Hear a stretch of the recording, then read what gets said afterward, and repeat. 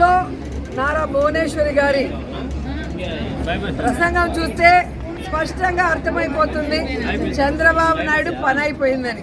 So మేము ఏదైతే ఎన్ని రోజులు చెప్పుకుంటూ వచ్చామో ఈరోజు తన మనసులో మాట, చంద్రబాబు నాయుడుకి రెస్ట్ తీసుకునే వయసు వచ్చింది, ఇక ఆయన రెస్ట్ తీసుకుంటాడు, కుప్పంలో కంటెస్ట్ చేయాలని నాకు కోరికగా ఉంది అని చెప్పి భువనేశ్వరి గారు తన కోరిక బయట పెట్టడం చూస్తుంటే పాపం చంద్రబాబు నాయుడుకి పని అయిపోయిందన్న సంగతి అర్థమై ఉంటుందని అనుకుంటున్నాను. ఎందుకంటే ఈరోజు కుప్పం ప్రజలకి తాను 3 సార్లు ముఖ్యమంత్రి అయినా మంచినీళ్ళు కూడా ఇవ్వలేని పరిస్థితి. 26వ తేదీ జగన్మోహన్ రెడ్డి గారు వస్తున్నారు. కుప్పం చిరకాల కోరిక అయిన మరి హంద్రీ నివా ద్వారా ఏ విధంగా నీళ్లు ఇవ్వబోతున్నారో కళ్ళారా చూడబోతున్నారు. అంతేకాకుండా అక్కడ ప్రజలు కోరుకున్న విధంగా మున్సిపాలిటీని చేశాం, రెవెన్యూ డివిజన్ని చేశాం. ఈరోజు మీరు చూస్తే ప్రతి కుటుంబానికి సంక్షేమాన్ని అందిస్తూ